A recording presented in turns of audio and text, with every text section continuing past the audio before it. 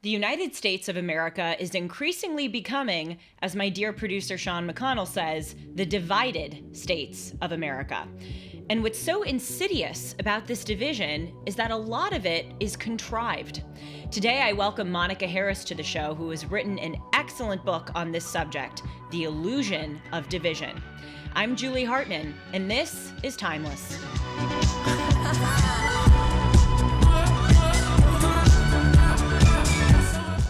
Hey everyone, welcome to Timeless and to the Julie Hartman YouTube channel in general. In addition to Timeless, which is every Tuesday, Wednesday, and Thursday, you can also catch my show with Dennis Prager called Dennis and Julie every Monday on this channel. That premieres at 1 o'clock Pacific, 4 o'clock Eastern. And of course, you can listen to any of my content on Apple and Spotify and anywhere else you get your podcasts. I am so excited to speak with Monica Harris today. She's an author and lawyer.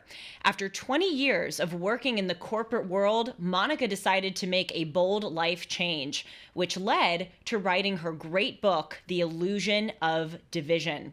Monica now lives in Montana. She operates her own law firm there, and she also has a blog called Let's Get Unplugged, which you can find at letsgetunplugged.com. Monica also serves as the executive director of the Foundation Against Intolerance and Racism, which of course we will be discussing today. Hi, Monica, and welcome to Timeless. Hi, Julie. Thanks for having me. It's great to be here. So usually I would give a longer introduction for my guest, but as I was writing it, I wanted you to tell me the story of your life journey instead of my just reading it to the audience. Can you please do so? Okay, so, all right, I'll start by saying that I think my life, if you on paper, kind of looks like sort of a blueprint for the American dream. Mm-hmm. So I grew up in Southern California, and not too far from you, I was in Pasadena, and I went to one of the top prep schools in the area, Pasadena Polytechnic. You might be familiar with that. Swam there many times. Swam there you go. I graduated from Princeton, decided to go east, leave my comfort zone, went east to Princeton, majored in international relations at the Woodrow Wilson School of Public and International Relations. And then I decided to stay on the East Coast, went to Harvard Law School. I was editor of the Harvard Law Review with former President Barack Obama. He was future President Barack Obama at the time. Supreme Court Justice, or future Supreme Court Justice Neil Gorsuch was also in my class. So I was with some pretty influential and powerful people, at least they would be in the future. And then I came back to California under pressure from my parents. They didn't want me so far away. I'm an only child.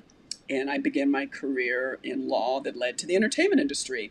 And for about 20 years, as you said, I was an executive and started off as a lower level executive, worked my way up to SVP at Viacom Media Networks. I was running the business affairs division for VH1, reality television channel in Santa Monica. But I'd been at Walt Disney. That's where I cut my teeth in entertainment. Then I went to Universal Studios, been all around. So that was pretty much where I was in 2010. And then suddenly I just hit a wall. It's really difficult to explain. Looking back, I think I just got the sense, shortly after my son was born, I got the sense that what I was doing with my life, it wasn't sustainable anymore. And what was weird is that my life made sense to a lot of people. When I try to have these conversations with my colleagues, they're like, everything's fine. My life's fine. Your life looks like mine. It's fine, right? I'm like, no, something's not right. And so I spent some time reflecting on it. I'm driving home in the car on my commute or driving to work. I'm in the elevator, and every now and then I get glimpses of like, what's not right with this picture. And as best I could tell, as I write my book, it's like it occurred to me that I was making so much money, again, on paper, but I didn't have time to enjoy any of it. I was working so hard. I was spending so much time in meetings where nothing seemed to get done. And then I would be in my office late in the evening, and then I would come home and I'd be exhausted and I'd go to bed. And then the money I made, it just didn't even seem to go as far anymore. I was like making maybe 3 or 4 times as much as my parents had when they were my age, but I just, it all seemed to be evaporating biweekly, and it made no sense to me. I'm like, if this is what it's like for me, and I'm like a 3%er, not a 1%er to be sure, but a 3%er, what is it like for the 97% below me? It just kind of stuck in my mind. None of it made sense to me. It's constantly on my BlackBerry. We didn't have iPhones back then, like in 2010, or maybe we did, but we were still on BlackBerries. Always rolling calls, getting up on the weekends, still, just always dealing with actors and crazy stuff happening on the set, and really demanding creative executives. And it was creating some tension in my relationship with my partner. She kept saying, you need to draw boundaries. We need to have a life. Your son needs a life with you. I need a life with you. And I remember, Juliet, I always tell her that no one else in my business is drawing boundaries. Everyone is like this. They're like vampires. They never sleep. I can't sleep. This is what I have to do. So, this is what my life was like. And in 2009, 3 months after my son was born, my partner said, my family's having a family reunion in southeastern Montana. What do you think about going? And I thought, you know what? I've never been to Big Sky. It's one of these, places on your bucket list like Iceland. And always had these fantasies of what Montana would look like. So I'm like, yeah, let's go. And Julie, I think that was a life-changing experience for me. I'd never been someplace that was like, it was almost like time had forgotten this little pocket of the world. There was no Wi-Fi, very few people, just miles and miles of wide open space and literally big sky. And I think I fell in love with the place then. I just didn't know it. But when I came back home, we were driving back, made the 3-day drive back to California. And I couldn't stop thinking about Montana. And for the rest of that year, that's all I could think about. And one thing led to another. And as I was doing more reflection upon like what my life was like in Los Angeles and what I was doing with it, I asked my partner, what would you think about leaving LA and moving someplace else like Montana? And we talked about it for a few weeks. And, she had some concerns, obviously. I mean, it's difficult to just uproot yourself and your family and your entire life. But thankfully, she was willing to take a chance. She said, you know what? I've lived in California all my life. She was from Santa Barbara. She says, let's do something different. Let's roll the dice. Let's see where it takes us. And we haven't looked back. It was a little difficult at first, I'll admit, because you're coming from one of the biggest cities in the entire world to a place that's, how many people are there in LA now? Like a few million? You're asking the wrong person. I'm so bad You're at asking those the wrong numbers. person? A lot. Many There are people. millions of people. There you go. Nearly 4 million, Sean tells me. There you go. Nearly 4 million. And probably then it was like 3.5 million. We moved to a town that at the time, pre-pandemic, had 3,500 people.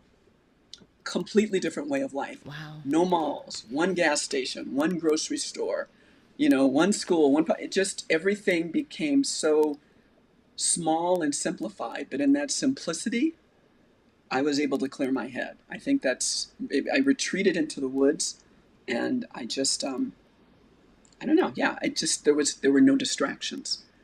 I even watched less television, and it was a life-changing experience. And that's when my worldview began to shift. And I don't think if I hadn't moved to Montana when I did at that particular point in my life, I often wonder, we often ask each other, who would we be now? What kind of people would we be? Would we still have the same attitudes about the world that we have now? Would we still see the world through the same lens? And I'm firmly convinced that we would not. We are different people today than we were and would have been had we stayed in California. I'm reading Great Expectations right now by Charles Dickens. By the way, highly recommend. And there's a line in the book where Charles Dickens says, imagine one day removed from your life and think about all of of course, I'm going to quote it in a far less eloquent way than Charles Dickens said it. Yes. But imagine all of the links of iron and gold that would have been removed if not for that first link. Sean, I hope you'll pull up the quote and maybe we can put it up in post editing, because he said it so much better than I did.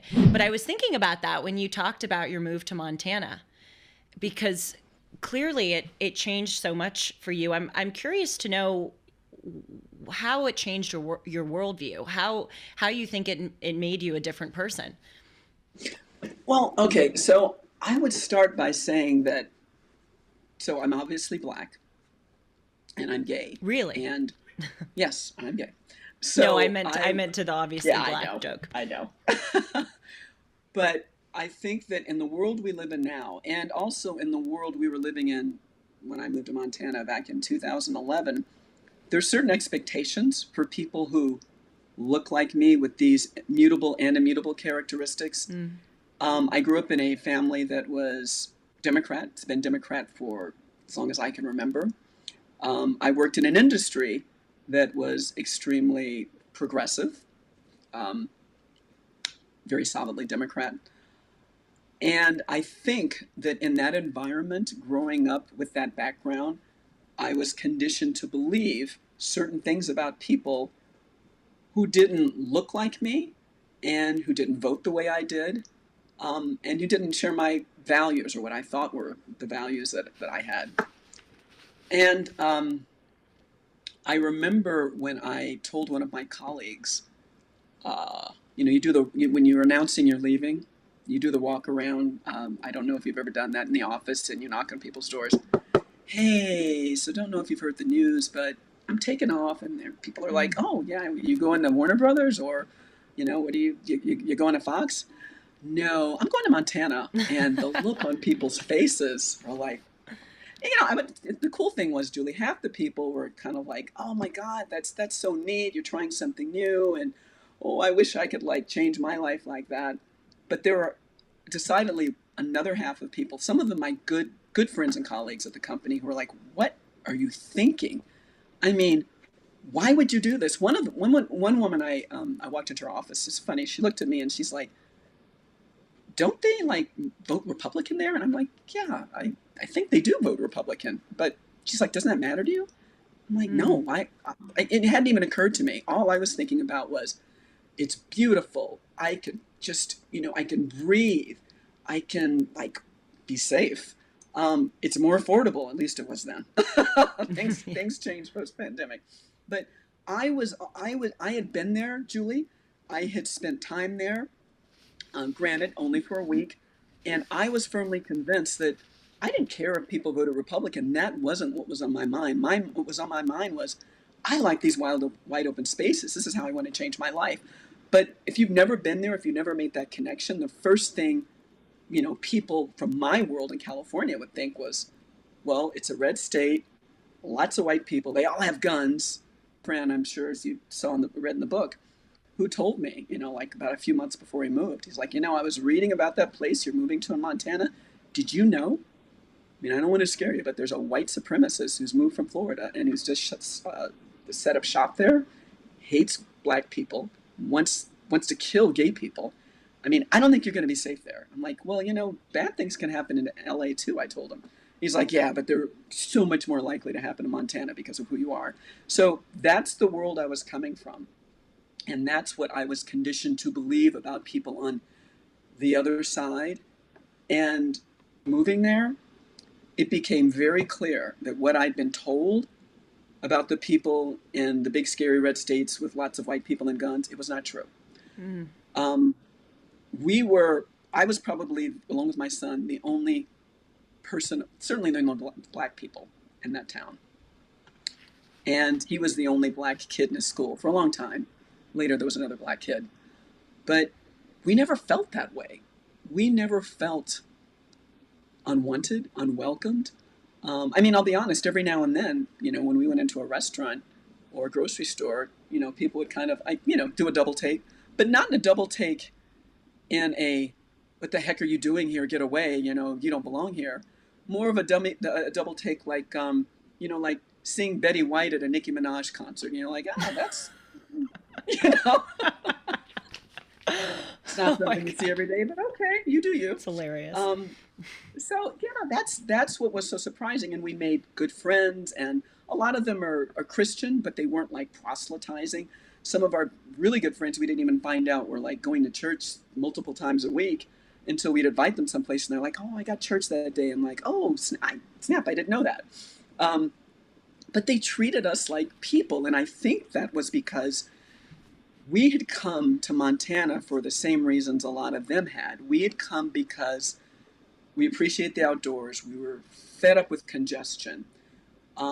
We wanted a simple life. I was growing, I had a greenhouse. I had these fantasies of growing my own food, which those didn't manifest. But we got chickens, we got goats. We were doing the whole like Green Acres thing, and we were loving it. And that's why a lot of people come to Montana, at least our neighbors, a lot of the white people. Yeah, they voted for Trump, they voted for Bush, all of that, but they wanted the same things on a sort of bigger scale that we did. And the most important thing they wanted was to try to make sense of their lives. Most of the people who come to Montana, or who came to our town, weren't even from Montana. They were from other parts of the country. There's a lot of immigration there. And I think it's because we had this sense that the world wasn't making sense anymore.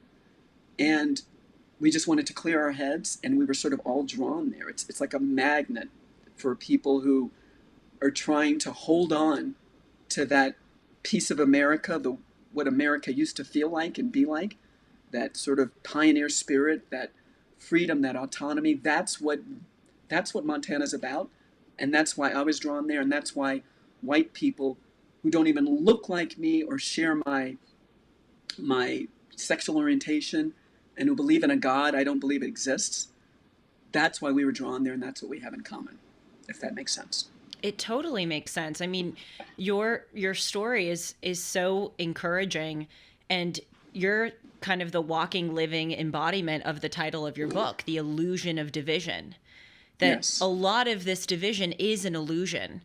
And obviously we'll talk about that more as our chat goes on. But, as I said in the introduction, we are divided, but a lot of that division is contrived. And when you get down to it, as you so eloquently described, you actually realize that you have a lot more in common with people. And the thing that draws you to one another isn't your political affiliation, isn't your, right. That you share, the same immutable characteristics as a person. It's your worldview, it's your values. And you found that with those in Montana who wanted to get away from the city and build just a life unplugged, just a really simple, good, robust, truly quintessentially American life. Yeah, it's and I tell you, since moving to Montana, I am not what you would have called a patriotic person. Mm-hmm. I read about the founding fathers in high school and college, and of course, I'm very familiar with the Constitution, being a lawyer, having taken constitutional law in law school. But it's something that's sort of like, they're words that you read, but you don't really internalize what they mean until I think the past few years, it's become more apparent to me how unique and how special this country is, and how important the values are that I always just took for granted, how important the rights are that I always took for granted. And it's not when those rights are challenged and those values are challenged that you start to think, hey, wait a minute, these are things I really need. Yeah, I didn't think I needed them, or didn't focus on how much I need them, but I really need these. I really need my freedom of speech. I really need my bodily autonomy, my personal autonomy. I really need my freedom, my right to travel. I really need my right to privacy.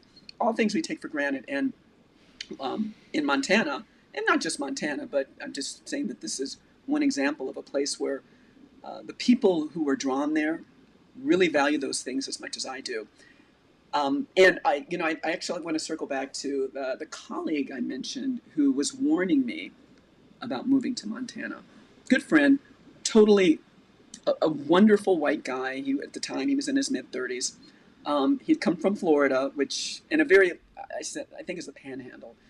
Had seen a lot of racism, which, growing up in the I think the 90s, it was still a thing in Florida. I'm sure it still is, like quite a bit towards black people. And he came to California because he wanted to be in a more progressive environment. He's very liberal. And when he warned me about this pastor, I think he was doing so totally out of such goodwill, such good intentions, he really cared about me. He loved me, and he was worried about me. Mm. And when he warned me, I could tell that he was afraid. But I honored what he said. I took his concern seriously, but I also knew that I'd been there. I'd been to Montana and I hadn't seen the entire state, but I had this gut instinct that he wasn't well informed and that wasn't going to be my experience. I'm kind of a risk taker. I did take a risk. But the pastor he warned me about, weirdly enough, I ended up meeting him. And this is how it happened. I'm in the Verizon store. I think it was like 4 years ago, maybe 5 years ago. And I'm talking to a guy. And he's from Florida. And he's selling me a phone, even a new iPhone. And we started talking and realized we had a lot in common. And one thing led to another. We shared information. He told him about my blog. And he started following me on my blog. And then 2 years ago, he calls me up one day and says, "Hey, I was reading your latest blog post. What's the name of that pastor, that white supremacist pastor that you said your friend warned you about before you moved to Montana?" I told him the guy's name, and he said, "I know that guy." And I'm thinking, oh my God, my friend knows a white supremacist? I don't know how he knows him, but this is going to be good. I mean, like, how bad is this guy? And he says, "He's my pastor." I'm like, "What? He's your pastor?" And he's like, "Yeah." He's like, "Yeah. Hey, my family and I, we followed him from Florida here to Montana." I'm like, "What?" I mean, because my friend obviously isn't a white supremacist. But here's the deal. My friend isn't white. My friend's black. So here we have a black man and his family in Florida who are in this pastor's congregation. He's been my friend's mentor, his confidant, helped him through high school, college, goes to his church every Sunday, follows this man to Montana, and helps him set up a new congregation. And this is the pastor that I was warned about, who I was told, based on an article my friend, my well-meaning white friend, read, this is the man who was supposedly hated black people and wanted gay people like me dead. And that was a real wake-up call, Julie. I mean, I just continue to have these series of wake-up calls. So I asked my friend if I could meet this pastor. And he says, "Oh, I'm sure he'd be interested in connecting with you." A few days later, he says, "Yeah, pastor wants to meet you for lunch." And, one thing led to another. Ended up meeting him, and I walked into a restaurant, saw him across the room. Our eyes locked. I'd never seen him before, but I knew who he was. I mean, I could just tell. And as I was walking over to the table, he stood up, he smiled, and he reached out, and he said, "It's a pleasure to meet you. I'm so glad you were willing to meet me." And he hugged me. We just hugged each other for a few seconds, and it was pretty mind-blowing. It's pretty wild to physically embrace a man who you've been told wants you dead. I can imagine. I mean, I think I could have talked with him for the entire afternoon, but it's amazing how much I had in common with a very conservative Christian white man in his early 70s. It's just something 12 years ago, it would have been hard for me to believe that I could find that sort of common ground with someone. And yeah, it's just mind-blowing. So Monica, is he a white supremacist? Does, when you talk to him, I mean, is he actually a white supremacist? I mean, when I think of white supremacists, I don't think of white supremacists as embracing black people. Maybe he is. Looks like, I don't know. No, I mean, you know what? If he is, he's white supremacist on the DL. I mean, I guess that's possible. He looks like Wilford Brimley. I mean, he looks like the Grape Nuts guy. He's like, I mean, it's crazy. He's like grandfatherly, so soft-spoken. And it's funny you mentioned that. Is he a white supremacist? I asked him that point blank during the conversation. I said, "Look, I got to ask you. There are people who say that you want to kill gay people, that you hate black people. Clearly, there's been a disconnect. Where's this coming from? Why do you think it's happening?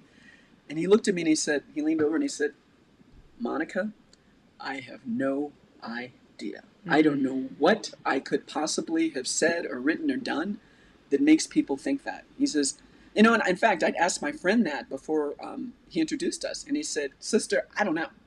He says, I have no idea what people are thinking these days. And so we don't know why people think he's a white supremacist. I haven't been able to find that same article that my friend sent me that sort of like instigated all of this. But as best I can tell, judging from how I have seen other people categorized or labeled white supremacists before and since then, I think it's because he was not necessarily walking around with the trademark pointy hat and the white robe carrying the torch, but he had ideas that were, or not even that he, you know, hated black people, but that possibly it's because he embraced certain ideas that were considered, let's just say, that in an era of anti-racism, they would be considered hostile to. Oh God, I don't know the best way to put this. I think I understand what you're saying. I don't mean to jump in. I want you to continue. I have a rule that I don't interrupt guests, but clearly I've broken it. But I think I know what you're saying. Before we continue, I want to tell you about My Pillow. I use many My Pillow products. I walk into work every day wearing the My slippers, and then I quickly change into heels. I sleep on the My Pillow in the Giza Dream bed sheets, and I use My towels, among other products. And you can get many of these products at a discount if you use the promo code Hartman. MyPillow's latest deal is the sale of the year. For a limited time, you'll get 60% off of the aforementioned Giza Dream bed sheets. That comes with a 60-day money-back guarantee and a 10-year warranty. You'll get a set for as low as $39.99 with the promo code Hartman. Just go to mypillow.com and click on the radio listener square and use the promo code Hartman, or call 1-800-566-6745 and use the promo code Hartman. Along with this offer, you'll get deep discounts on all MyPillow products, including the MyPillow mattress topper, the MyPillow towel sets, and more. Okay, so yeah, I asked my friend, I remember asking my friend, so why do you think they think this guy's a white supremacist? And he said, sister, I have no idea what's going through their minds. And when I asked the pastor, he likewise was pretty clueless. But I think, judging from events that have happened since then, and even looking at, you know, what had been happening leading up to that point, the best I can tell is that he wasn't seen as a white supremacist because he had the trademark pointy hat or the white robe and was carrying a torch, or that he wanted to lynch black people. It was more of a mindset that wasn't aligned with the then current and still current orthodoxy, the growing orthodoxy around, for example, race essentialism. I mean, he wasn't an anti-racist, for example. He wasn't someone who subscribed to the theory or the belief, the ideology that race is the defining and the most important characteristic about us. I think, like me, he looked at people like an entire human being. Like, it's not just what you are on the outside or who you sleep with or anything like that. It's what are your other values, and what kind of person are you, and what's your worldview beyond sex and gender. And I think that people who have that sort of holistic way of looking at other people, and who have that sort of holistic way of looking at the world, now they're more likely to be deemed white supremacists. I mean, I've even been on Facebook, and when I'm engaging with some of my more progressive friends on social media, I've even been called an enabler of white supremacy. I had a friend who even called me a white supremacist. I believe Larry Elder's been called a white supremacist. So, like many of the words we're using now, white supremacists, the definition seems to be changing. It seems to be tossed around rather loosely, like conspiracy theorists, for example. Anyone who questions a narrative is a conspiracy theorist. So, looking back, I think that's why this man, managed to be labeled this way, even though he didn't fit the traditional um, classification of a white supremacist, as you and I probably thought when we were growing up, and certainly as Martin Luther King or Malcolm X probably thought of white supremacists. So we're looking at a new definition of white supremacy. Yes, and Larry Elder has been called a white supremacist. The LA Times said he was the blackface of white supremacy, That's right. which he now That's right. wears as a badge of honor to his credit. But, you know, I don't, I really, and I suspect like you, don't like to throw around the term racist or racism superfluously, precisely because all the time it is thrown around superfluously and it loses its real meaning. But when I see people calling Larry Elder, a black man, a white supremacist, you, a black woman, a white supremacist, Candace Owens, a black woman, a white supremacist, Clarence Thomas, a black man, a white supremacist, it honestly does seem a little racist to me, because there's this kind of idea behind it. Well, if you don't think the way that I think, if you're not a Yeah. Democrat, then as our president said in an interview, you ain't black. And that Oh, to I me know. is racist, that you have just one idea of what it means to be black that is Yeah. Ideological. ideologically centered. I did go to Harvard, everyone. I It's a hard promise. word. No, why did I stumble over that? Now I have a bee in my body. Ideologically, that's it. Yeah, it is. Yeah. Centered. It's racist to me. Yeah. The Yeah. same things happen to me being gay. I've spoken up about my feelings. I've been very honest about my feelings on my blog and elsewhere about why I think it's important for women and lesbians to retain their identity as women and lesbians, that we should be free to define ourselves according to our biological sex, and we shouldn't be shamed or othered for believing that women are born with breasts and vaginas and that lesbians don't have penises. I've had trans friends all my life. I mean, they were very much a fixture in the gay community, but I never once felt that they were displacing me as a woman or as a lesbian. But now, when I point out my concerns, I've been, censored on Medium, had my articles removed. I've been called a TERF. I've been called an enabler of the patriarchy. And it just makes no sense, because for most of my life, I have been, just because of who I am, I've been someone who's been put at a disadvantage because of the patriarchy. But now I'm considered, I should say, an enabler of the cisgender patriarchy. So it just that people. It just goes to your point about people are being just labeled for ridiculous reasons with these words that just they have no bearing to a relationship to reality. That I would be called a transgender radical exclusionary radical feminist, and I'm thinking I'm not a radical feminist. I'm actually quite traditional in my beliefs. I believe I believe I'm a woman, and someone with a penis isn't a woman. So anyway, God bless you. God bless you. You are a breath of fresh air, and I just want to say I'm so sorry that you have been vilified the way that you have.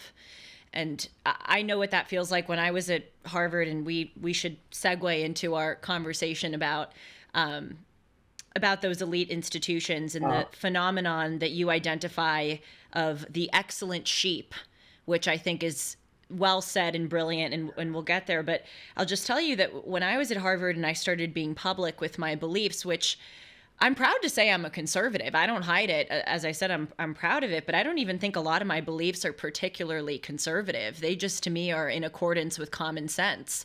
I'm pro police. I'm anti trans women competing in women's sports. I'm pro meritocracy.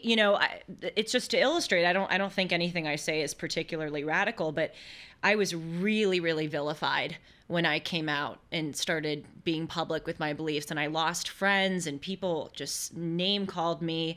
And I wish I could say that at the time I had the strength of character to just shrug off those insults and move on with my head held high, but it took some time and it really got me down. And Mm-hmm, so mm-hmm. whenever I hear about that happening to other people, and it's increasingly, more and more common, I get so sad because I know how hard that is. And you seem like such a gracious and kind person. And I'm just, it's an awful thing that exists now that people like you have to go through that. And people like me, frankly. I got to say, knowing what Harvard was like when I was there in 91, 89 to 91, and knowing what it's like now, I'm I'm impressed that you had the strength to be conservative in that environment. I don't know that I could have. That takes a lot of courage. Probably less so at the law school, but um, certainly at the college. And you were at Harvard College, right? I was, yes. Yeah, I mean that's so. My hats off to you. You you uh, you showed a lot more strength than I think I could have at that age. Um, Well, thank you. That's very gracious. But again, it was really really hard. But it was also, and I'm sure that you have found this too. It was one of the best things that's ever happened to me because it forced me to get tough. It forced me to define my principles mhm. and remain strong in them, even in the face of criticism. And it showed me who my real friends are. It was kind of like the best filter Ah, of yes. of friendships. And as painful as that is at 20, how old was I at the time? 21 years old. I'm now reaping the benefits because I know who hates me and I know who doesn't hate me. I know who supports me and I know who doesn't support me. So there, I just want to make that clear for people who are That's so. listening. That, I mean, it's so interesting that you point that out about knowing who your friends are at a very early age. And I'm not going to say that the people I thought were my friends weren't my friends, but what's been so illuminating for me is this sort of dawning awareness that the people you think you're just totally simpatico with, you're on the same page, you're on the same wavelength, you are part of their tribe, they're part of your tribe. You fight beside them, they fight beside you. You think they're literally a member of your family, and then 20 years later you wake up and you realize that, my God, did I not know you? Have you changed? Have I changed? Was this all an illusion? Mm, Were we never really friends? And it really has made me question the process by which we become friends when we're younger. And I was talking to my partner about this the other day, and it really seems like when you're 18, between the time you're 18 and you're 30, you have so many friends. I mean, look, I never had a whole bunch of friends, but I have a lot more than I do now. And I think one of the reasons is because we have so few filters for our friendships. It's, hey, we're in the same class, or hey, you're my age, or hey, you're cute, or hey, you like to cycle too, or whatever. You have one of the same interests, and you're not a jerk. Hey, let's be friends. And you just gather all these friends with these like really basic requirements that they've it's met, very true. and they become part of your group. Yeah. And as you get older, you just start realizing that, you start making different choices about your life. Okay, I want to be a lawyer. Okay, I want to start a family. Okay, I'm gay. I'm whatever. And oh, you know what? I actually have a strong interest in certain principles. I'm actually like a lot more fond of free speech than I ever thought I was, or just I'm tossing out various values, but I think the idea is that as we get to know each other and get to know ourselves as we get older, we start prioritizing what's important to us, and we put more filters on our relationship requirements and who we want to bring into our lives. And because of those filters, our friend circle becomes a lot smaller. And I think this would have happened in any situations. I think it's happened throughout time, as long as humans have been like, walking upright. But I think particularly in the last decade, and especially since, let's say, Trump got in office and the pandemic, there have been more filters put on our relationships. Oh, are you vaccinated or are you unvaccinated? Do you support Ukraine or don't you? How do you feel about transgender women in sports?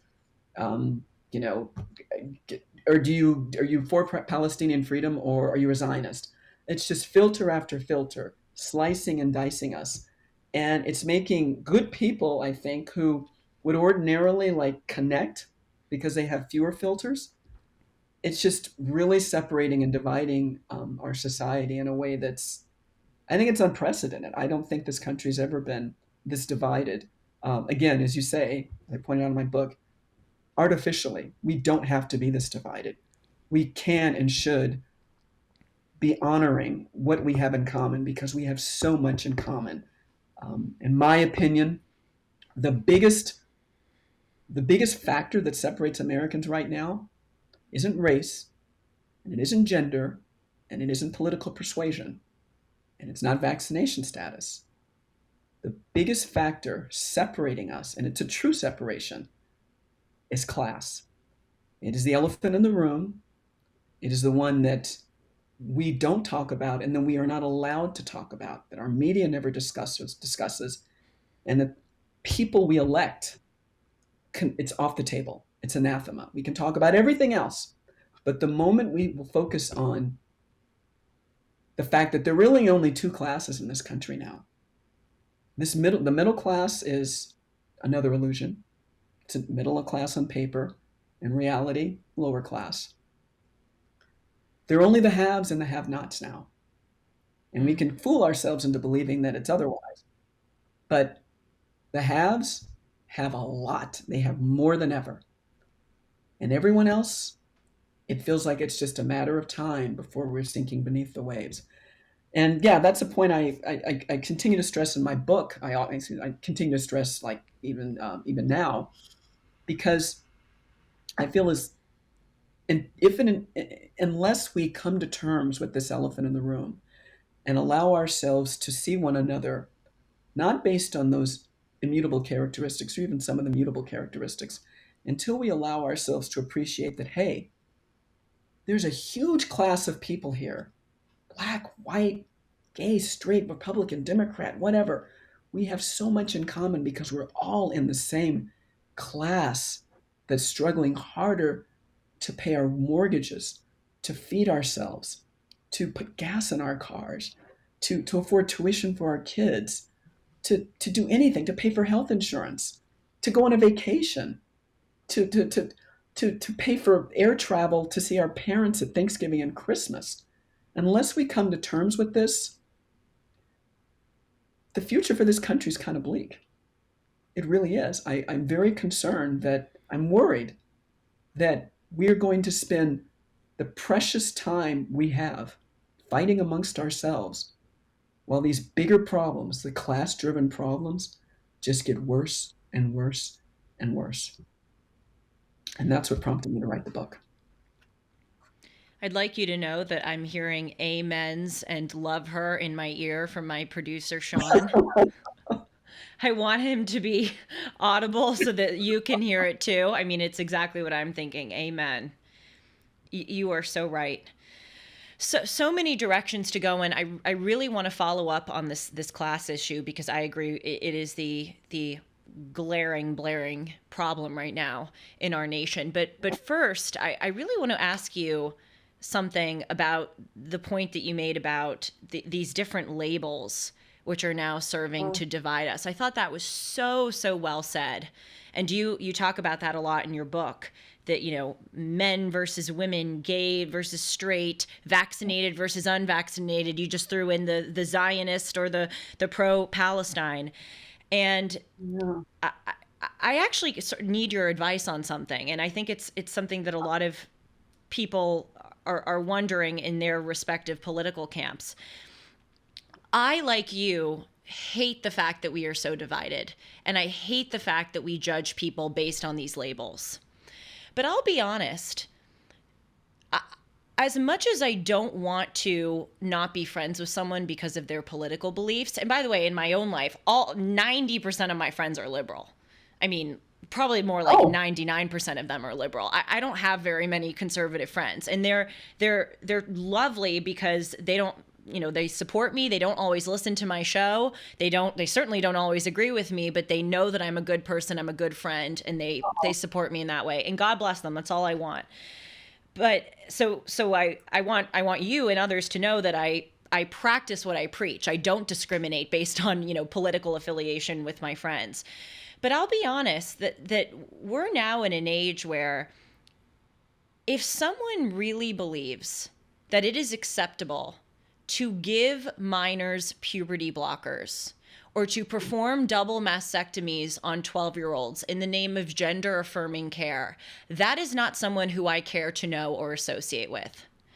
And so I just want to ask you, like, what do you make of this? Like, again, we lament the fact that we're so divided, and I want to lead the charge alongside you in saying, no, we have a lot more in common and we should come together. But there are some people now who hold such despicable beliefs, and I know they may think the same of me, but I think there's objective reality, and some beliefs are actually despicable and some are not, that I just can't get past that. What do you make of that? What would you advise someone like me to do? Well, I, like you, Julie, have a friend set. And when I say friend now, it's pretty more just acquaintances, because a lot of my friends aren't as close as they used to be. Because of, look, I work in Hollywood, I'm an entertainment lawyer, and I can count the number of conservative, and I'm not conservative by any stretch, but Right. I think I'm seen as conservative because of the beliefs I have Right. now. So I understand your alienation, and I understand how tempting it is to sort of like disassociate yourselves from these people and write them off as lost causes. But, you know, maybe I'm just an idealist. I never would have considered myself an idealist a decade ago, but um, I never give up hope on reaching out to people who have different beliefs.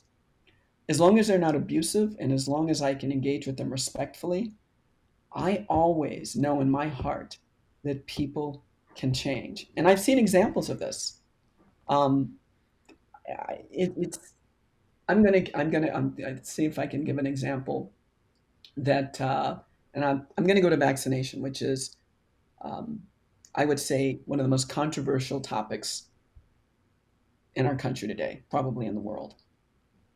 And I talked to people at the start of the pandemic who swore up and down that it was impossible, impossible. It just couldn't happen that you could transmit the virus and get infected with the virus if you were vaccinated. And I would have just long exchanges with friends on social media and on text. But gradually, little by little, when I planted those seeds, I didn't push them. My belief is you don't need to, it's never good to force someone to think the way you do or to believe what you do or to take the position that, hey, I'm right and you're wrong. Why don't you see it my way? I always enter a conversation by asking people, well, this is what I believe. I'm not saying it's right, but yeah, maybe you should consider it too. And here's why I believe this. And because I took that approach repeatedly with some friends during the pandemic, when it became obvious to them, I planted the seeds. And when it became obvious to them that people they knew, including themselves, were still getting infected, even though they were vaccinated, they were at least able to come back to me and say, well, yeah, it looks like it's not working as well as it was advertised. And it didn't make them an anti-vaxxer. It doesn't make me an anti-vaxxer. It doesn't mean that they're never going to take another vaccine again. But at least it opened their minds to the possibility that, hey, something I've been told isn't really lining up with what I'm seeing in reality. And I think that we need to, this is the tactic I think we need to take more in this country, just leaving ourselves open and not not being willing to or being so quick to claim the I was right mantle and you're wrong. Just always being as gracious as possible and allowing space for people to grow once those seeds are planted and watered and the conditions ripen and the flowers bloom, the flowers of thought bloom. And this is why I always say I'm a short term pessimist, but I'm a long term optimist. I believe, Julie, and you might think I'm crazy, but I believe that there is a critical mass of people, Americans, not just Americans, all over the world, a critical mass of minds that are awakening. And they're seeing exactly what you and I are seeing. They're seeing what's happening to our country. They know this illusion is, the division is illusory. They know that it's getting harder for them to live. They know that the narratives they're receiving aren't really syncing with their reality.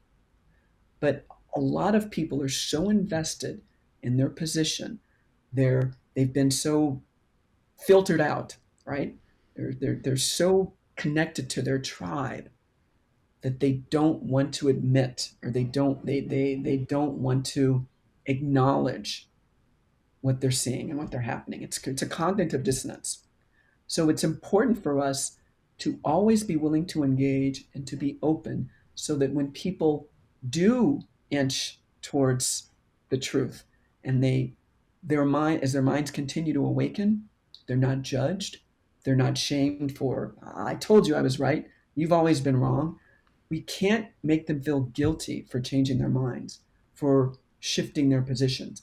I think that's what the trap people on the left and the right, but particularly the right, fall into a lot.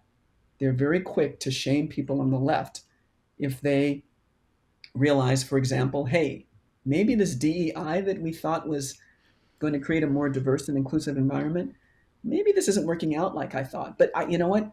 I don't know if I can admit that, because then my conservative, uncle or cousin, he's going to tell me I was a fool. So no, I have to hold on to my position.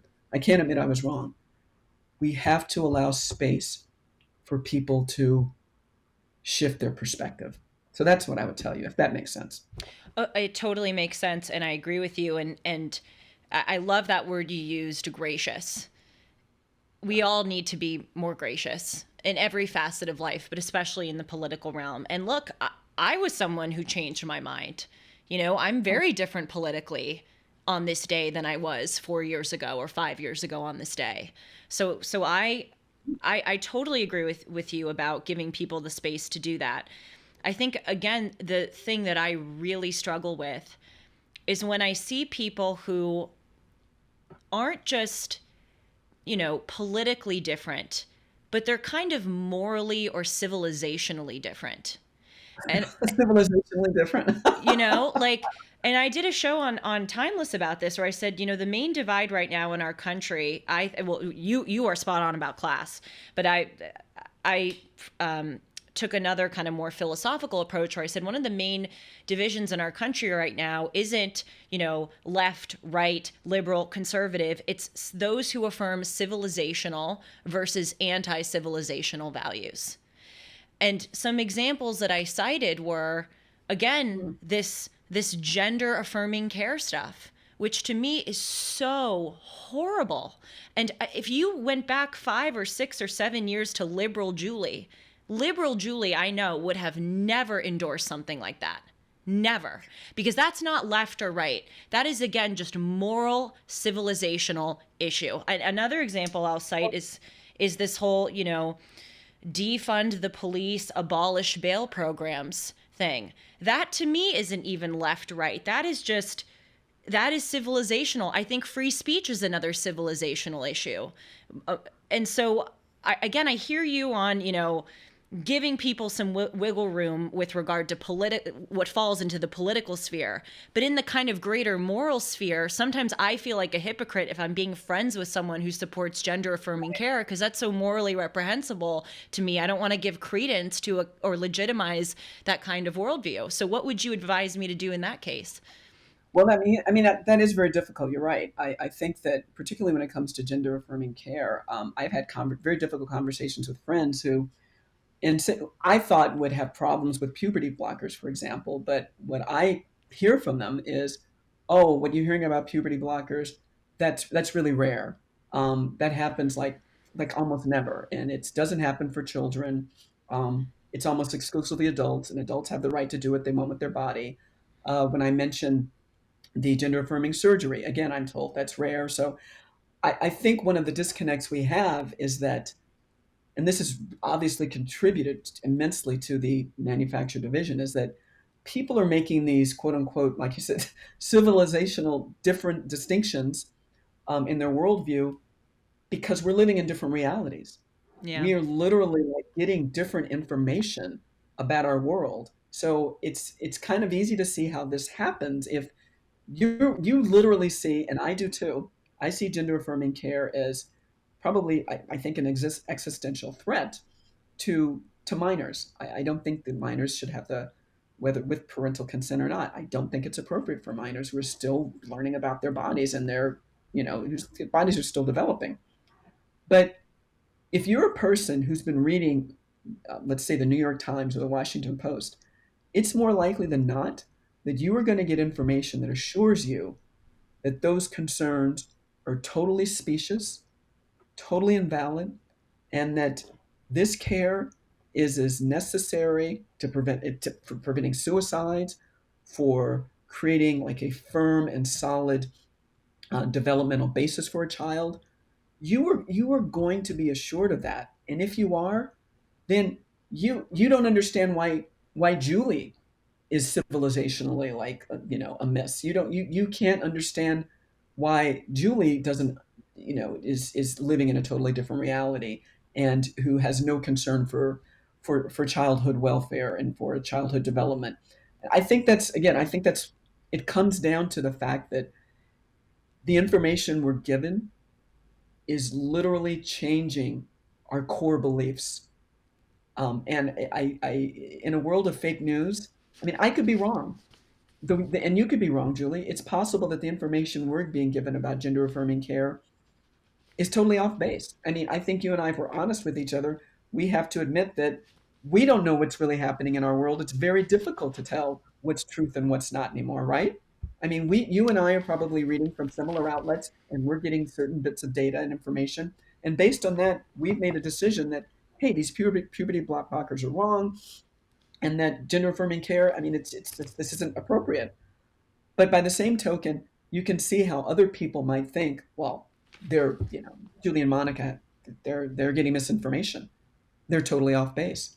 I don't see how we can reconcile this with the unless we all get on the same page about information. And that's probably the most difficult task we face right now, getting on the same page about the information we're getting in our world. Because without that, it's we are living in different realities.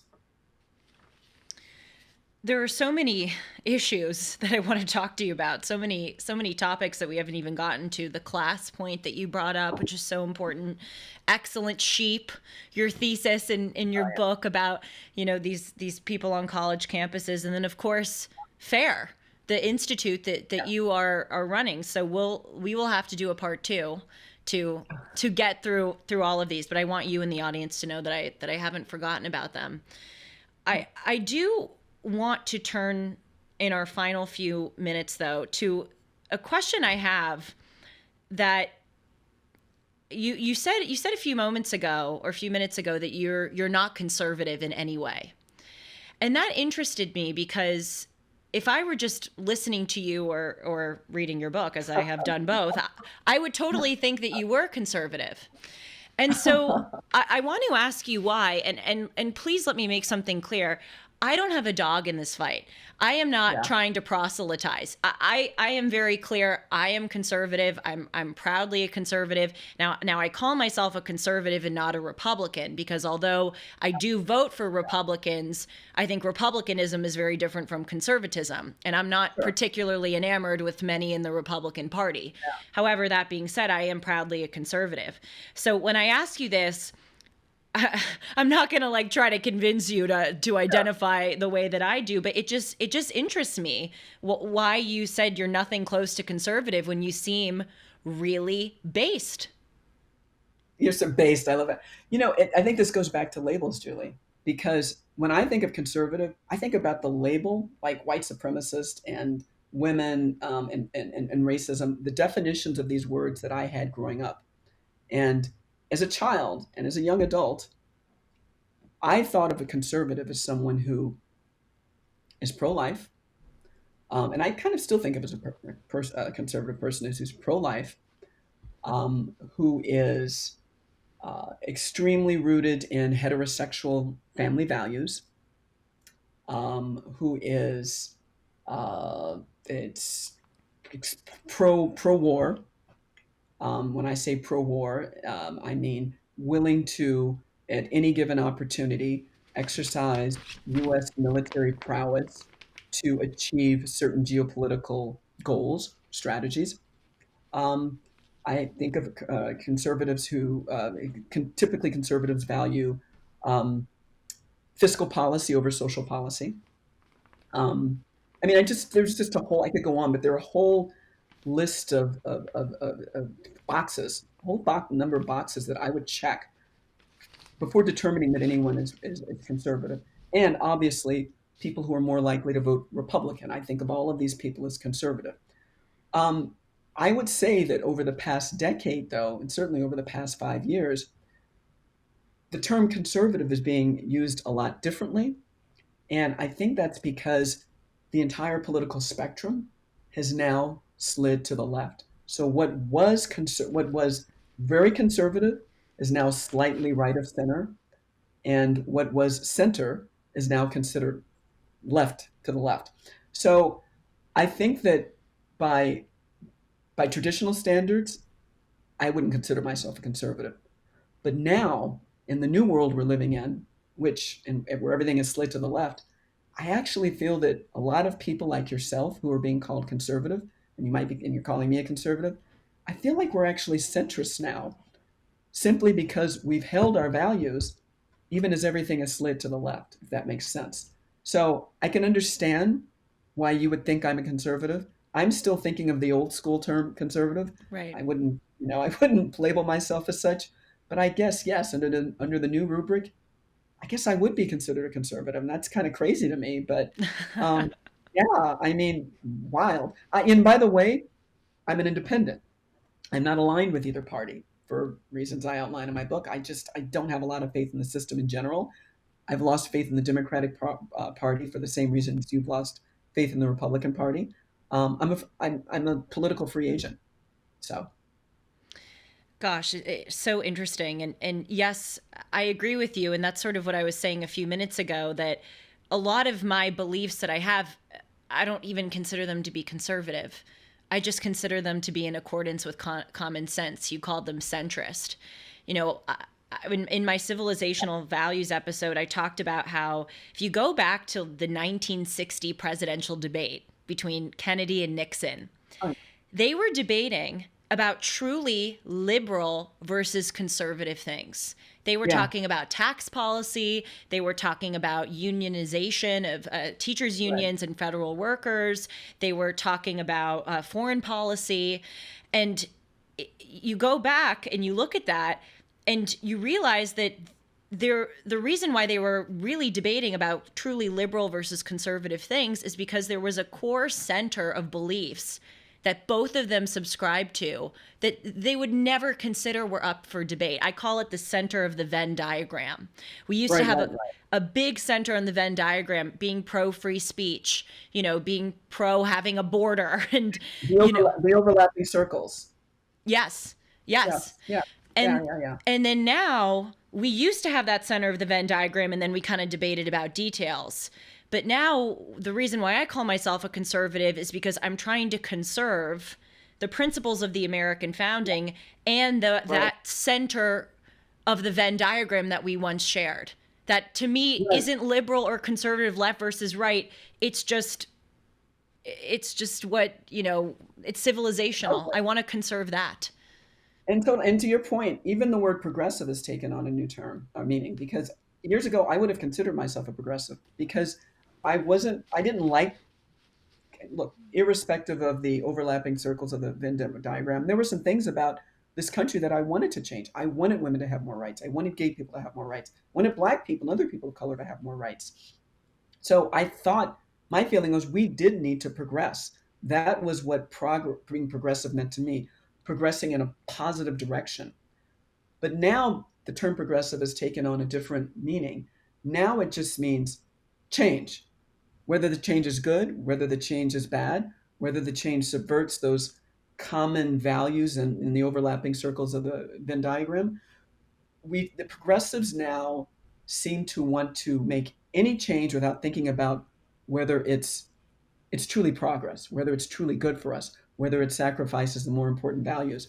So, yeah, I guess unexpectedly, I would find myself in this conservative category because like you, there are certain core elements of this country that, as I was saying in the beginning of our talk, that I never thought mattered to me as much as they do. These these these civil liberties that I had taken for granted, I realize that I need them. I want them. I will fight to keep them. I will advocate for them to my dying breath. And I don't want us to progress away from them. Progressing away from them in any way, to me, is bad. So yes, I am like you. I would like to conserve those core values that Democrats and Republicans, every single American, should be on the same page about conserving these values, protecting them. And it's peculiar to me that it's strange that we're not.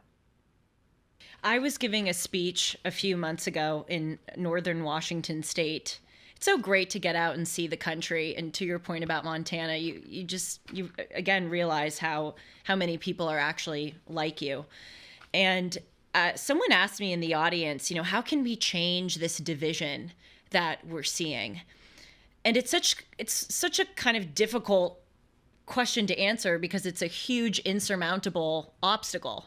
It's like, how do we fight, how do we change, homelessness or income inequality? It's like, my God, it's such a hard thing to tackle.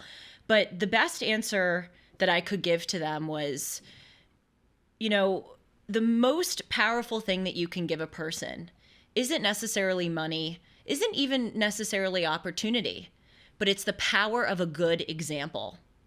If you show in your own life how to treat people graciously, if you, hold good principles and are unapologetic in holding them, if you reach across the political aisle, have friends, with those who are different from you, it will truly, as corny as it sounds, make an impact on those around you. And throughout this episode, Monica, I was just thinking over and over, what a good example you are to me and to so many others.